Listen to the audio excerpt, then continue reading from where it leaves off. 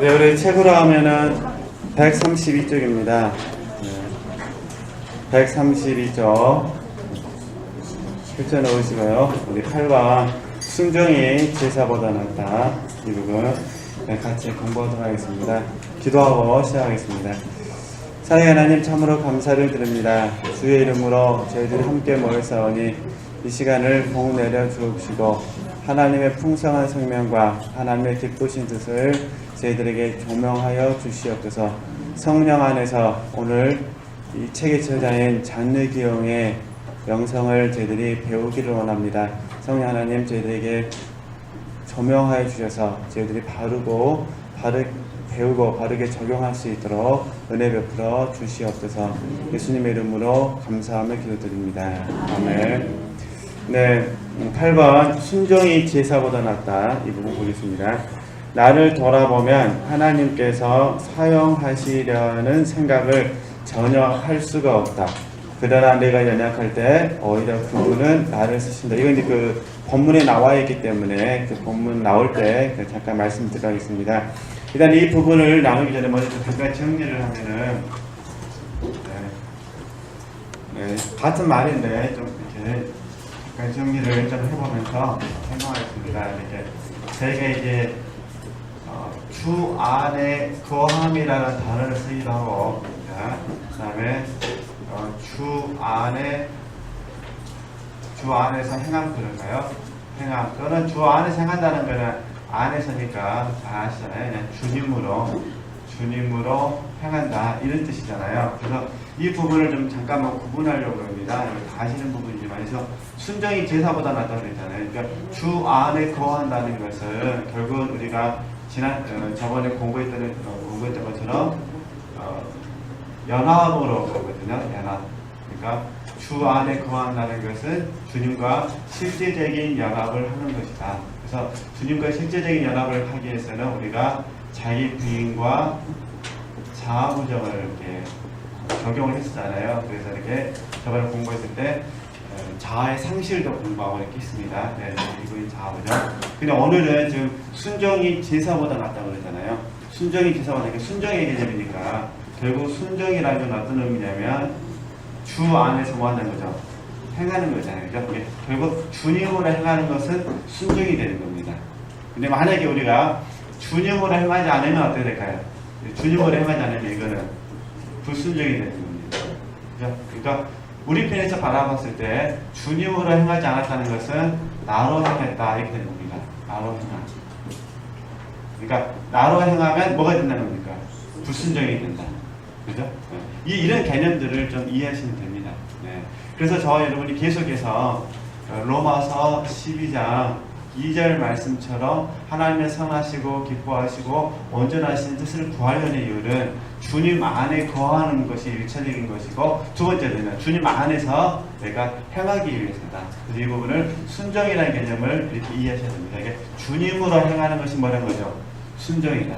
그렇기 때문에 그림을 그릴 때 성령 하나님께서 영 안에서 영이 혼이 오문이의 개념을 이렇게 설명하는 부분입니다. 어쨌든 저 여러분이 주 안에 거하고 주님 안에서 행하는 사람이 되어지면 점진적으로 어떤 이제 특징이 나타나느냐면은 이게 이제 고린도 후서 13장 말씀인데, 성경책 가져오신 분들 좀 찾아주셨으면 좋겠어요. 고린도 후서 13장 8절 말씀 좀 찾아주세요.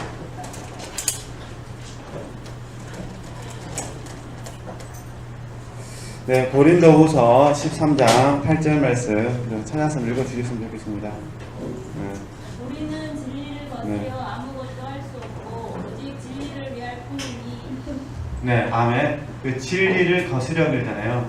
진리를 거스려 아무것도 할 수 없고 오직 뭐라면 진리를 위함이다 이렇게 표현하잖아요. 이게 바로 지금 우리가 주 안에서 행하는 부분이 되는 부분입니다. 그죠? 다시 정리하면 주 안에 거한다라고 적용하면은 연합을 생각하시면 되고, 주 안에서 행한다 생각하면은 주님으로 행하는 것, 순종을 생각하시면 됩니다. 근데 주님으로 행하지 않고 나로 행하면 진리를 거스르는 것이 되는 것이고 진리를 위한 것이 아닌 것이 되는 겁니다. 그렇죠? 그래서 진리를 거스려 이런 부분을 적용할 때 이게 자아다. 그러니까 자아가 진리를 뭐 한다는 거죠? 거스리고 자아가 진리를 위하지 않는 것이다. 왜냐면 자아는 당연히 자기 뜻대로 해야 되잖아요. 자기 뜻대로 해야 되고, 그죠? 자기를 위함으로니까 이렇게 돼야 되잖아요. 네. 그래서 이 부분을 저희들이 이제 통틀어서 진리라는 관점으로 적용했을 때 장르경은 어떻게 표현하냐면 이 부분이 십자가를 지는 삶이다 라고 하면서 이제 자기의 간증을 풀어갑니다. 그래서 십자가를 지는 삶. 그래서 전에 말씀드렸잖아요. 십자가는 결국 뭐냐면 하나님의 뜻에 순종하는 것이 십자가를 지는 삶이라고 말씀을 드렸잖아요. 그죠? 예. 십자가를 지는 삶은 뭐냐? 하나님의 뜻에 뭐 하는 거다? 순종하는 거다. 고난 자체가 십자가가 아니라, 그죠? 고난을 통해서 하나님의 뜻을 행하는 것이 십자가다. 오늘 이제 이 이야기를 해보는 겁니다. 하나님께서 잔일교회에 어떤 감동을 주시는데 그 감동 가운데 본인이 생각했던 부분을 제사보다 뭐가 낫다는 거죠? 순종해야 돼요. 네. 그러니까 연합하는 건 당연히 있어야 됩니다. 근데 연합된 사람이라면 이제 뭘 해야 되는 거죠? 주님으로 순종하는 게 돼야 됩니다. 순종하는 과정 속에서 이성적으로 맞지 않을 수도 있고 내 마음으로도 맞지 않을 수도 있는데 우리는 감동을 받아서 성령으로 주님으로 행해야 된다. 이 이야기를 지금 계속해서 하고 있는 부분이니까 먼저 정리를 해드렸습니다. 네. 이렇게 적용을 해주셔야 율법적 행위가 안 됩니다. 주님으로라는 개념을 더 보도록 하겠습니다. 네. 사업차 파리에 갔을 때 한 교회에 들어간 적이 있다. 그 안은 매우 어두웠다. 나는 우선 눈에 띄는 고의 신부님에게 갔다. 그 신부님이 누군지 모르고 본 적도 없었지만 나는 내 상태를 간략하게 고백했다. 신부님은 내 이야기를 듣고 나한테 조용히 말했다. 나는 단지 주님께서 당신에게 알려주시고 요구하신 것을 행하라 강력히 권하고 싶습니다. 신부님, 저는 어린 자녀가 있는 가부입니다. 하나님께서 제게 어린 자녀를 돌보는 것 외에 다른 것을 요구하실 수도 있을까요? 그것은 나도 모릅니다. 그러나 하나님께서는 당신에게 무엇을 요구하는지 이미 보여주셨습니다. 당신도 그게 무엇인지 분명히 알고 있고 그분의 뜻을 방해할 수 있는 것은 이 세상에 아무것도 없습니다. 이제 자녀들 곁을 떠나야 합니다. 신부님의 말은 나를 무척 놀라게 했다. 그러나 제네바에 대해서는 신부님에게 말하지 않았다. 다만 나는 주님께서 요구하시면 모든 것을 다 내려놓고 정리하리라 마음먹었다. 그러나 나는 내 뜻과 하나님의 뜻을 구별할 수 없었다. 이런 상황에서 한 친구가 가족들과 함께 샴으로 가서 선교하기를 원했다. 태국의 이름이랍니다. 그는 내가 사는 집에서 약 115km 떨어진 곳에 살고 있었는데 선교사로서 서약할 준비가 되었을 때 그는 그 일을 알리고자 내게 달려왔다. 그는 내 기도실에 가서 기도를 한 후 다시 내게 와서 자신의 뜻을 밝혔다. 나는 그와 깊은 이야기를 나눌 생각은 없었다. 그런데 순간적으로 오랫동안 품고 있던 제네바에 대한 생각을 말하고 싶었다. 나는 내가 초자연적인 것으로 보였던 꿈에 관한 이야기를 했다. 그리고 나는 그에게 말했다. 당신은 샴으로 가야 합니다. 그리고 저를 도와줘야 합니다. 하나님은 그 목적 때문에 당신을 그곳으로 보내시는 것입니다. 저에게 조언해 주시기 바랍니다. 그는 사흘 후 그 일에 대해 생각하고 주님께 여쭤본 다음 나에게 말했다. 당신은 제네바로 가야 합니다. 그곳에서 주교님을 만나야 합니다. 당신은 주교님을 통해 더 큰 확신을 얻을 것입니다. 이런 과정을 통해서 하나님의 인도하심을 구하고 있는 모습입니다. 그럼 만약 주교님이 내 계획에 동의하면 그것은 주님께로부터 오는 확증이고 그렇지 않으면 포기해야 한다고 덧붙여 말했다. 그래가지고 이제 주교님을 만나는 과정을 이야기합니다. 나는 그의 말에 동의했다. 그는 주교님을 만나러 얀시로 가자고 제안했다. 나는 그가 나이가 많아 긴 여행을 할 수 있을까 생각했다. 그때 우연히 만난 2명의 여행자에게 반가운 소식을 들었다. 주교님이 지금 파리에 있다는 것이었다. 나는 이것 또한 하나님의 섭리라고 생각했다. 그는 랑콩부 신부님이 파리에 있으니까 신부님에게 편지를 써서 기도를 부탁하라고 나에게 말했다. 랑콩부 신부님은 파리에 있는 주교님을 만나 이야기를 나누고 나도 파리에 가서 주교님을 만났다. 주교님, 저는 제네바로 가서 진심으로 하나님을 섬기려는 사람들을 위해 저의 재산을 사용하고 싶습니다. 많은 주님의 종들이 그렇게 하도록 제게 용기를 주었습니다. 라고 했는데 이제 제네바 근처에 제스의 뉴 카톨릭 공동체가 지금 막 형성되는 중입니다. 이것 또한 주님의 섭리군요. 주님은 정말 놀라운 분이십니다. 라고 하면서 주교님이 제네바가 아니라 제네바 근처에 제스라는 곳으로 이렇게 권면을 해줍니다. 그래서 일단은 장르기용이 이제 그 주교님의 권면을 받아들여서 이제 그 공동체로 가려고 합니다. 밑에 세 번째 좀 보겠습니다. 나는 파리에서 누 가톨릭 공동체의 원장을 만나러 갔다. 원장은 매우 기뻐하며 기꺼이 나와 함께 일하겠다고 말했다. 그녀는 매우 신실한 하나님의 종이었고 나에게 강한 확신을 주었다. 하나님께서 그녀를 선택하신 것은 그녀의 거룩함 때문이고 나를 선택하신 것은 나의 재산 때문이 아닌가 하는 생각이 잠깐 스쳐 지나갔다. 나 자신을 돌아보면 하나님께서 나를 사용하시라는 생각을 전혀 할 수가 없었다. 그러나 한편으로는 내가 아무런 존재가 아닐수록 오히려 그분의 계획에 더욱 뭐란 거죠? 적합한 생각도 들었다. 그러니까 우리가 늘 배우는 게 이런 부분이잖아요. 내가 아무런 존재가 아니라는 게 자아가 상실되어질수록 오히려 하나님은 나를 통해서 뭐 하는 거죠? 당신의 뜻을 이루어간다. 이런 부분입니다. 그러나 나 자신이 얼마나 보잘것없고 형편없는 존재인지를 알게 되면서 그런 특별한 계획에는 뛰어난 영감이 필요한 것이라는 생각이 들어 주춤거리게 되었고 혹시 잘못 생각한 것이 아닌지 두려워졌다. 내가 하나님께 의뢰했던 구원과 안전함 때문이 아니라 너무나 열정적으로 서둘러 혹시라도 그분의 뜻을 행하지 못할까봐 두려운 것이었다. 네, 잠깐 끊고 좀 이게 다른 부분에서 한번 적용을 해보도록 하겠습니다. 지금 점진적으로 저도 그렇고 지체들 그렇지만 우리는 이미 주님과 연합되어 있습니다. 이 연합이 좀 더 깊어지기 위해서 우리가 훈련하는 것 뿐인데 어쨌든 이 하나님과의 관계, 연합되어지는 관점에서 바라보면 여기 제일 중요한 덕목 중에 하나가 신뢰입니다. 물론 인내도 있습니다. 인내도 있고 그러는데 하나님과 나 사이에 신뢰가 안 됩니다. 그러니까 연합되어졌다는 것은 내가 하나님을 온전히 신뢰한다는 겁니다. 그죠? 이게 다 신뢰하면 그러니까 하나님께서 나를 신뢰하고 나도 하나님을 신뢰하고 그게 연합이잖아요. 그러니까 이 신뢰성 속에서 우리는 이제 하나님의 인도하심을 우리는 이제 구해야 됩니다. 하나님의 인도하심을 구하는 방법은 꼭 이렇게 하실 필요는 없으신데 한번 도움이 되셨으면 해서 말씀을 드리는 겁니다. 네. 하나님의 인도하심을 받을 때 어떤 경우에 우리는 영의 기능이 있잖아요. 영의 기능을 통해서 특별히 직관이죠. 영의 기능을 통해서 우리는 감동을 받습니다.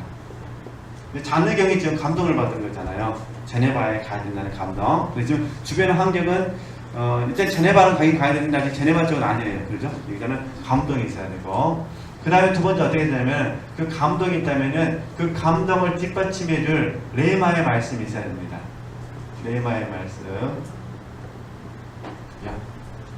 자, 예를 들어서 마태복음 7장 12절 말씀을 주셨다든가 요한복음 6장 63절 말씀을 주셨다든가 이렇게 레마의 말씀. 그다음에 세 번째가 뭐냐? 세 번째가 환경의 인도하심입니다. 환경의 인도하심. 네. 그러니까 하나님께서 우리에게 환경을 통해서 인도해 주시죠. 지금 자녀계획의 얘기를 들어보면 감동은 있습니다. 그러잖아요. 그 다음 어떻게 합니까? 레마는 아직까지는 우리 보지 못하지만 감동을 따라서 순종하는 과정 가운데 환경이 지금 잔디기용으로 그 환경을 지금 이렇게 몰아가고 있다는 것입니다. 그죠? 이제 물론 이제 감동 또 감동 대신 어떤 분들은 눌림을 오겠죠. 어떤 분들은 감동 대신 소원으로 올 수도 있겠고 눌림 대신 같은 말인데 부담으로 오실 수도 있겠고 그죠? 이렇게 감동이나 눌림이나 소원이나 부담으로 올 수도 있겠죠. 네. 그리고 레마의 말씀을 주실 수도 있고 레마의 말씀은 1대1의 관계성에 주실 수도 있고 말씀 중에 주실 수도 있고 이렇게 레마의 말씀을 주시고요.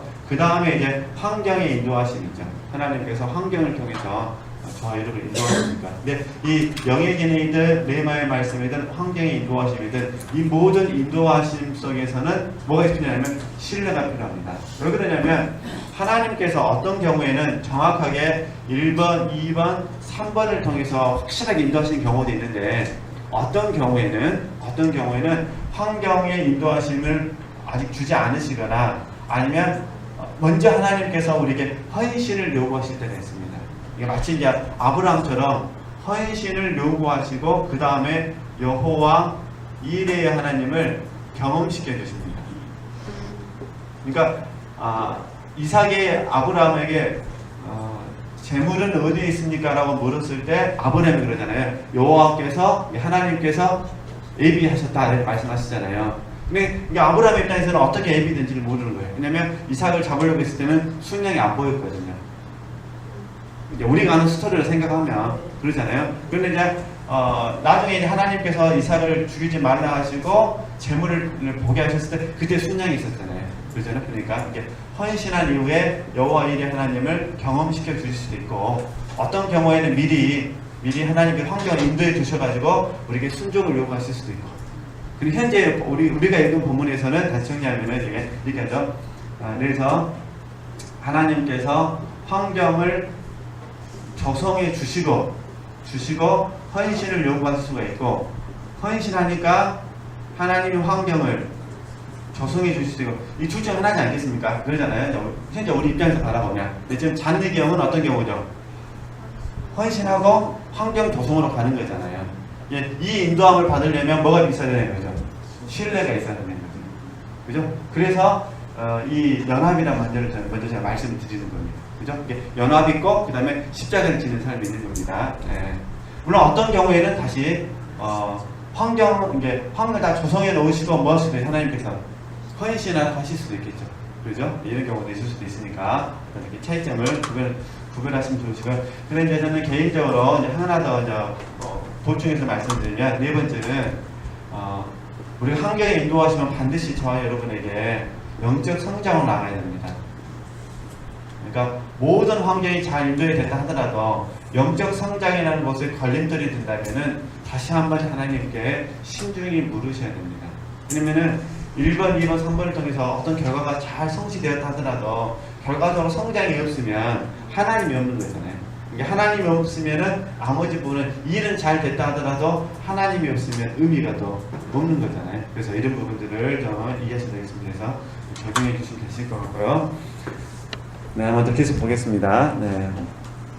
나는 베르토트 신부님에게 이 이야기 하는 것은 어려웠다. 그분에게는 가까이 가는 것도 어려웠고, 신부님께서 평범하지 않고 상식적인 길에서 벗어나는 것을 얼마나 정죄할지 알고 있었기 때문이었다.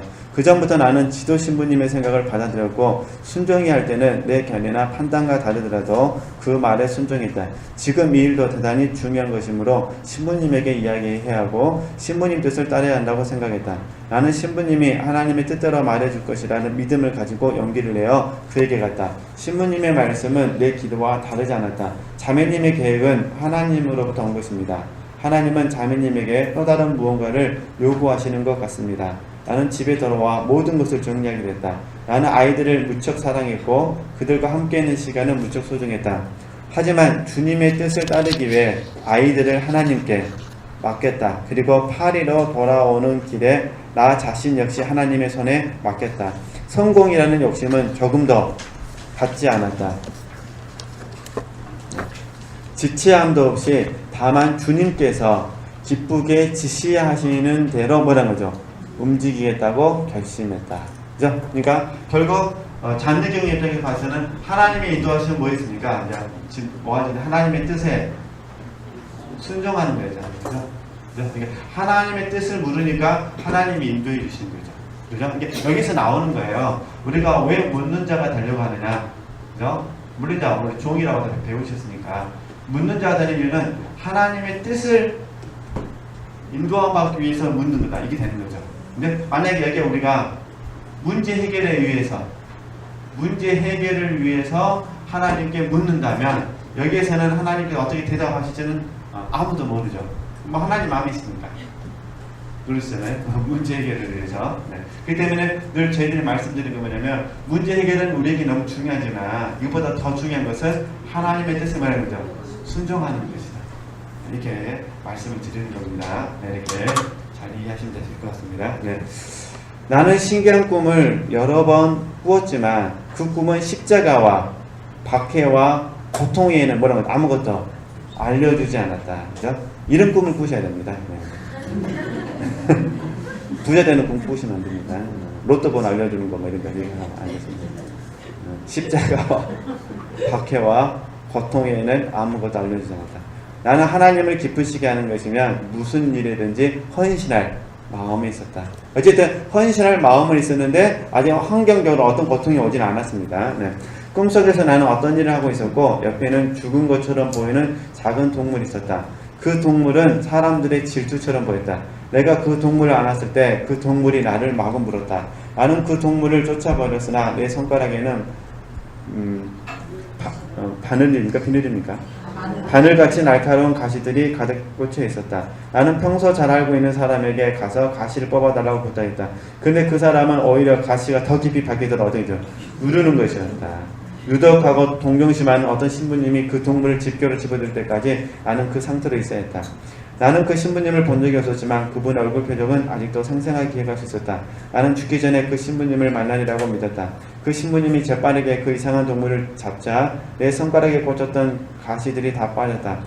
그리고는 이전까지는 내가 갈 수 없을 것처럼 보였던 길을 쉽게 갈 수 있었다. 어떤 교회로 가는 도중에 허리까지 빠지는 진흙수렁을 만났지만 나는 진흙을 전혀 묻히지 않고 그곳까지 갈 수 있었다. 네, 그럼 여기 하나 우리가 하나님의 뜻에 순종을 한다고 보는 겁니다. 네, 단역여자를 좀 통해서 적용해보면 저와 여러분이 성령의 지도와 인도를 받아서 뭔가를 순종했을 때 네, 성령의 지도와 인도, 하나님의 뜻이잖아요. 하나님의 뜻에 순종했을 때 우리 육체는 뭘 항상 기대하냐면은 육체는 형통을 기대합니다. 그러다 때로는 하나님께서 우리가 기대했던 것 이상으로 우리를 형통하게도 하십니다. 보세요. 네. 사실 그러잖아요. 두 번째. 이제 성령의 지도와 인도를 따라 순종을 했는데 순종한 결과 핍박이 와버립니다. 이런 경우도 있겠죠. 지금 산누기형 같은 경우잖아요. 네. 물론 우리는 핍박이 왔을 때 우리는 먼저 다시 한번 점검을 해야 됩니다. 과연 하나님의 뜻에 바르게 분별하는 걸 점검해야 되는데 하나님의 뜻이 옳았다 하더라도 내가 그 뜻을 순종하게 되면은 핍박이 옵니다. 이 핍박을 우리가 어떻게 이해해야 되냐면은 이스마엘이 이삭을 바울사도가 그런 얘기를 하잖아요. 이스마엘이 이삭을 핍박했다. 이런 관점으로 좀 이해를 해 주셨으면 좋겠습니다. 물론 이스마엘이 이삭을 핍박했던 이유는 이삭이 잘못했기 때문에 그런 게 아닙니다. 그죠? 이삭이 잘못했기 때문에 그게 아니라 이스마엘의 자아가 준동해서 그런 겁니다. 그러잖아요. 자기가 받았던 모든 사랑을 지금 다 누가 가져가 버리는 겁니까? 이삭이 가져가는 거죠. 이건 어느 단체나 다 있습니다. 어느 단체나. 그래서 내부 고발자가 있는 겁니다. 그 내부 고발자가 계속해서 사랑을 받으면 뭐로 고발하겠습니까? 점점 자리가 밀려 이렇게 전제 서력에서 밀려나니까 에이 열받아갖고 네가 나를 배신해 나도 너를 배신한다 이렇게 되는 거예요. 그러잖아요. 네. 어찌됐든 그러니까 교회도 그렇고 가정도 그렇고 뭐 어떤 관계 속에서요 이스마엘이 이삭을 핍박하는 일들은 반드시 일어나야 됩니다. 그러니까 우리 지체들께서 혹시 다음에 성령의 지도와 인도를 받아 순종을 하셔가지고 형통한 일이 있다 하더라도 이거를 말하시면 안 됩니다. 이 부분을 어떻게 하셔야 돼요? 잘 덮은 우물이 되시고 봉한 샘이 돼야 됩니다. 네. 안 그러면 아무리 이삭이라 해도 우리 주변에 이삭이라 해도 이삭도 잘못하는 시기와 질투가 있을 수 있습니다. 지도자 관련 시간에 목사님께서 잠깐 그런 이야기 하셨잖아요. 어떤 사람이 당신에게 잘난 척하면 당신 기분이 좋다고 그러잖아요. 우리 한번 잘난 척 한번 해야 될 것 같아요. 목사님 기분이 되기 위해서. 근데 그것도 액면 그대로 믿고 잘난 척 하시면 큰일 났습니다. 아무나 잘난 척 해서 이쁜 거 아니에요. 이쁜 사람이 잘난 척 하니까 이쁜 거지. 물론 그 이쁜 사람이 누군지 저도 모르겠습니다. 네. 근데 이제 그 얘기 했잖아요. 저 그 얘기 듣고 여러 가지 생각이 들더라고요. 당신은 어떤 사람이 당신 앞에서 잘난 척하면 이쁜데 어떤 사람은 잘난 척하면 힘들더라. 예, 이게 자아잖아요. 자아. 저와 여러분이 아무리 이삭같이 막 훌륭하다 하더라도 혹시 누가 우리 편에 우리에게 와가지고 잘난 척하면 우리도 시기와 질투가 생길까 안 생길까요? 생깁니다. 예, 물론 안 생기는 경우도 있습니다. 예, 예를 들어서 어느 분이 저한테 와가지고 뭐 어떻게 할까요? 뭐랄까요? 딸 가졌다고 막 자랑하면 저는 시기심 안 생깁니다. 저도 딸이 있으니까. 근데 저한테 아들이 이뻐 죽겠다 그냥 아들 이러면 제 안에는 뭔 생길까요? 좀 열 받을까요? 안 받을까요? 저도 사람이라. 교과서적으로 받으면 안 됩니다. 생명의 성령의 법이 죄와 사망의 법을 실행해서는 안 되니까. 영으로서 모맹실을 다시 해야 돼. 그러나 한 번 듣고 두 번 듣고 한 1000번 들으면 열 받을까 안 받을까요? 받죠. 그래서 제가 느끼는 게 처혈을 한다는 게 굉장히 쉽냐. 이게 내가 충분히 갖고 있는 것을 건드릴 때는 표현이 됩니다. 근데 제 말은 제가 없는 것을 가지고 막 가진 사람이 와서 나 들들 볶아버리면은 저도 모르는 사이에 뭐가 된다는 거죠. 시기와. 근데 시가 들을 들을 때 그렇게 말은 하지는 않죠. 다 헛된 것이요. 이것도 지나가는 것이. 하지만 속으로는 아이고 부러워라. 아이고 부러워라.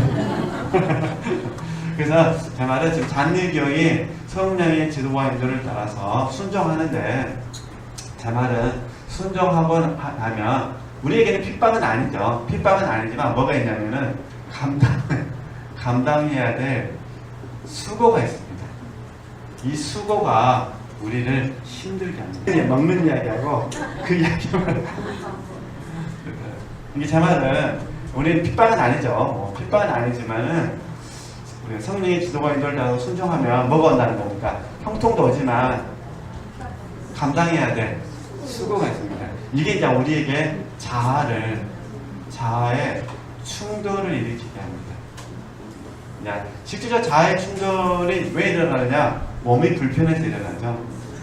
그러시잖아요. 어떤 사람 섬기실 때 몸이 불편하면 자아가 충돌이 생길 수가 그래서 제가 종종 하게 되는데 이런 거 뭐냐면은 제 말은 몸이 뭐하면요. 몸이 불편하면 자아의 충돌이 일어나게 되더라 이런 부분입니다. 그래서 근데 실질적으로 몸이 불편 안 할 수는 없잖아요. 사람인데. 그렇죠? 그렇기 때문에 우리가 몸이 불편하지 않도록 하기 위해서 이게 하나님께서 어떻게 하시냐 우리를 훈련시키시는 거죠. 그죠? 연단시키시는 거고 이렇게 이해했으면 좋겠습니다. 지금 하나님께서 잔디경이 꿈을 주셨죠. 바늘로 뭐 한다는 거예요? 바늘로요. 찌른다는 겁니다. 근데 참 더 가슴 아픈 거는 평소에 잘 알고 있는 사람은 뭐라는 거죠? 뽑아다가 부탁했더니 더 뭐하라? 바퀴도록 눌러버리더라. 하여튼 이렇게 잘 적용해 보시라고 말씀드린 겁니다. 계속 보도록 하겠습니다. 주님은 당신을 뭐 한다는 거죠? 원하신다. 보겠습니다.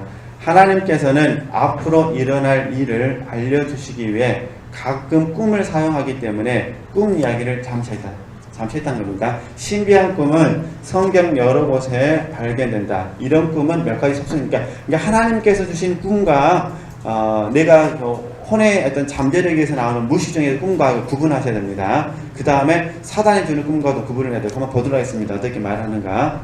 첫 번째, 꿈들은 신기하게도 그 당시에 영향을 끼치는 뭐예요? 효력이 있다. 두 번째, 꿈 내용을 다 잊어버린다 해도 기억에 남은 인상은 결코 지워지지 않는다. 셋째, 꿈을 생각할 때마다 그 꿈이 지니는 진리의 확실성은 배로 증가한다.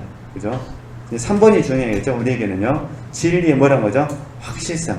꿈을 딱 꾸는데 그 꿈이 우리로 하여금 진리에 대해서 더 견고하게 믿게 한다. 그런 부분입니다. 네 번째, 그 꿈들은 깨어났을 때 일반적으로 확실한 기름 부음이나 거룩한 뭐란 거죠? 느낌 또는 향취를 남긴다. 예를 들어서 우리가 꿈을 꿨습니다. 꿈을 꾸고 나서 찜찜했다. 그러면 한 번 정도 생각해 보셔야 돼요. 하나님께 주신 꿈이 아니라 뭐라는 거죠? 마귀가 줬다거나 아니면 개꿈일 가능성이 많습니다. 하여튼 이거 참고하시면 되실 것 같아요. 혹시 꿈을 통해서 하나님 음성을 좀 많이 들으신 분들은 이거 생각하시면 되실 것 같습니다. 나는 여러 신자들에게 편지를 받았다. 그들은 각각 다른 곳에 사는 사람들이었고 그 중에는 우리 집에서 멀리 떨어진 곳에 사는 사람들도 있었다.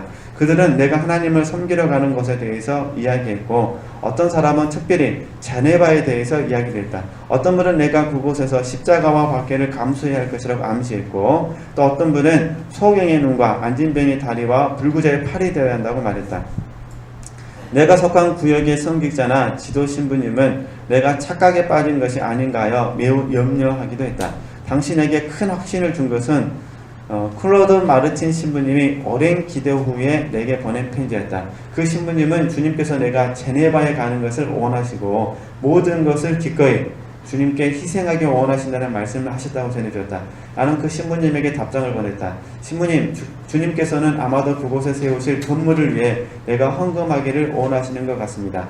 그러나 신부님의 답장에는 또 내 생각이 잘못되었음을 지적하고 있었다. 자매님, 주님께서는 우리 인간에게 물질적인 것을 원하시지 않아요. 바로 뭐란 거죠? 자매님을 원하시는 것입니다. 이때 나는 랑콩보 신부님에게서도 편지를 받았는데 내용은 클로드 마르틴 신부님의 편지와 같았다. 자매님, 주님께서는 저에게 확신을 주셨습니다. 저는 자매님이 제네바로 가기를 어떻게죠? 원합니다. 근데 점점 이제 환경이 제네바로 이제 가는 과정으로 갑니다. 근데 바로 가지는 않고 아까 나왔던 그 공동체 있었잖아요. 그 공동체 다 머물게 되는데 하여튼 계속 읽어보도록 하겠습니다. 내게 편지를 쓴 두 신부님은 서로 720km나 멀리 떨어져 있었다.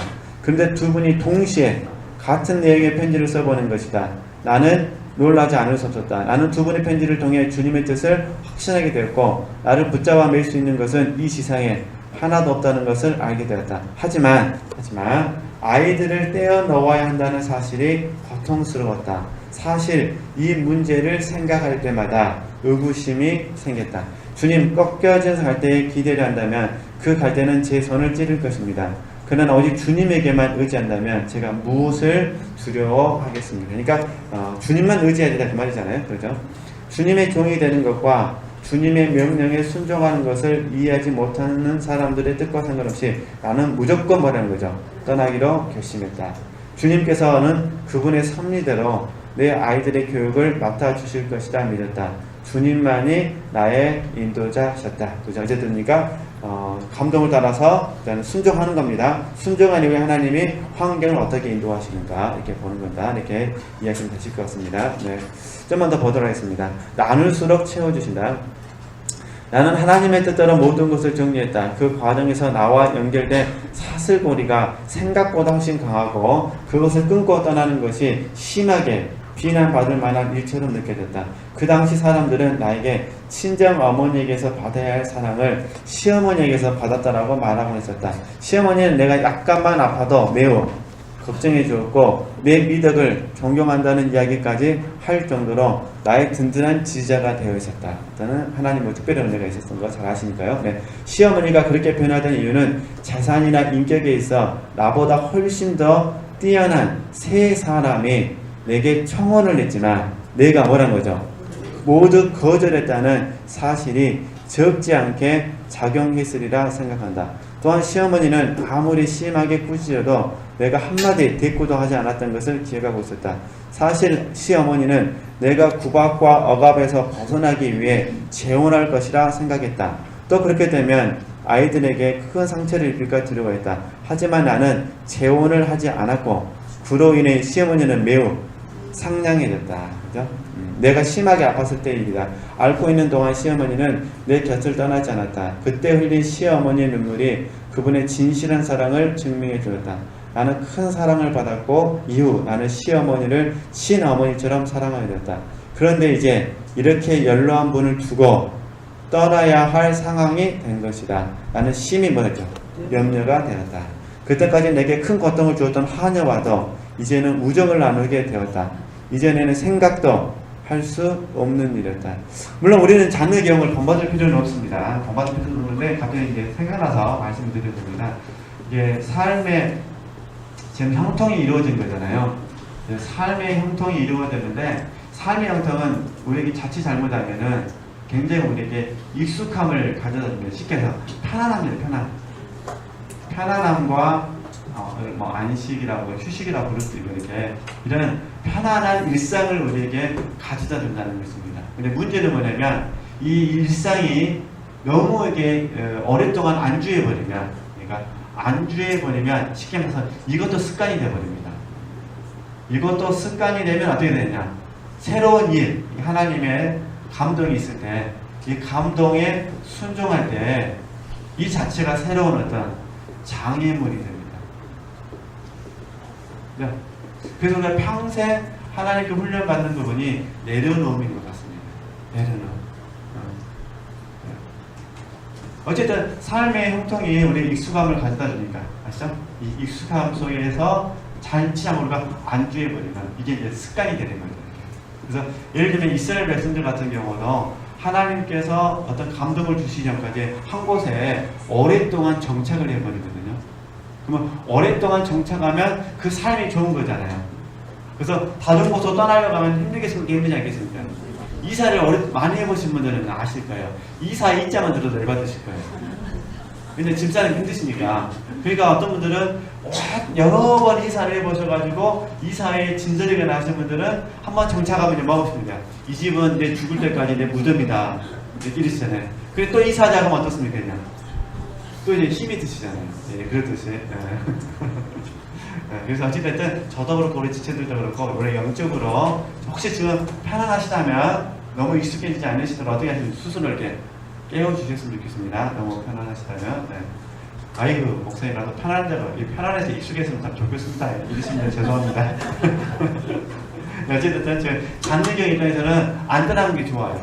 그래서 시어머니도 잘해주죠. 그 다음에 하은이도 잘해주죠. 남편도 없이 이제 얼마나 좋아요. 자식 있으면 힘든데. 근데 하나님께서는 그 모든 익숙한 환경을 어떻게 하죠? 다 뒤로 하고 전부 다 어떻게 하죠? 앞만 바라보면서 달려가기를 원하시니까. 어쩌면 저는 개인적으로 생각할 때 이게 저와 여러분에게 주신 하나님의 소명이지 않을까 생각합니다. 그러니까 혹시 지체들께서 여기가 조사원 절대 하시면 안 됩니다. 여기가 조사원이라면 하나님 어떻게 하시나요? 이곳을 버리고 떠나게 하십니다. 버리고 떠나. 영적인 지식도 그렇습니다. 영적인 지식도 이게 좋습니다 하면 안 됩니다. 오늘 배운 건 오늘 좋은 것이고 반드시 오늘 배운 걸 어떻게 하셔야 돼요? 버리고 새로운 것을 얻으시기 위해서 또 떠나셔야 됩니다. 버리고 떠남을 잘 하셔야 됩니다. 버리고 떠나. 근데 좋으면 못 버립니다. 못 버리면 머물러 거기서 하루 이틀 이렇게 미루다 보면 1년 되고 1년 더 미뤄주면 2년 되고 그러다 보면 다시 또 눌러앉게 되니까 이런 부분들을 잘 이해하시고요. 어찌됐든 지금 이 정을 끊어버리는 고통, 그죠? 정을 끊어버리는 고통 한번 이렇게 생각해 보시면 좋겠습니다. 좀만 더 읽겠습니다.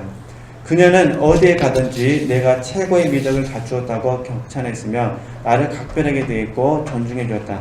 그리고 그동안 나를 괴롭힌 것에 대해 용서를 구했다. 그녀는 결국 내가 떠난 후 슬픔으로 인해서 뭘한 거죠? 죽었다. 내가 이따금 같은 수녀원에 한 수녀가 있었다.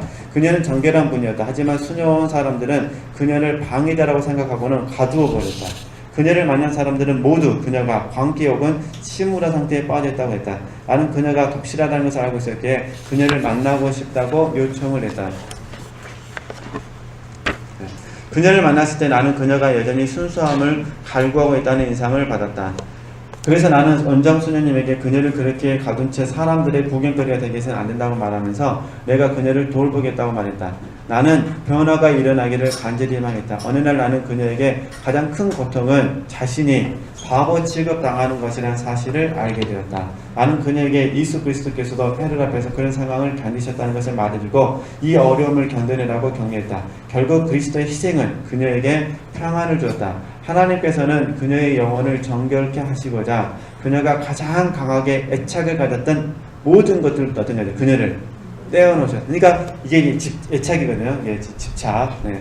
마침내 그녀는 모든 고통을 인내로 이겨냈다. 수년 원장은 그녀가 침울한 상태를 벗어나 전보다 더 정결한 상태에 이르렀다는 소식과 함께 내 생각이 옳았다는 내용의 편지를 보내왔다. 주님께서는 그녀의 상태를 분별할 수 있는 눈을 어떻게 하죠? 나에게만 허락하신 것이다. 이게 이제 우리 앞으로 공부해야 될 영적 지도입니다. 지도. 우리 훈련에서 이걸 영성 상담해 보는데 다시 좀 지으냐면은 주님께서 잔리 기형을 통해서 상대방의 영적인 상태를 뭐 어떤 거죠? 분별할 수 있는 눈, 영감을 주셨다는 것입니다. 그래서 이 영감이 이제 제네바에 가서도 다른 곳에 가서도 영혼들 섬기는 힘이 됩니다. 그래서 어쨌든 이런 분별의 은사를 확정해 주는 시작에 불과했다. 그 후에 나는 은사를 더욱 받은 거죠. 풍성하게 받았다. 물론 이런 저희들은 이 부분을 이제 영감이라 부르기도 하고 영적 지각이라 부르기도 하는데 어쨌든 오늘 여기까지만 하시죠.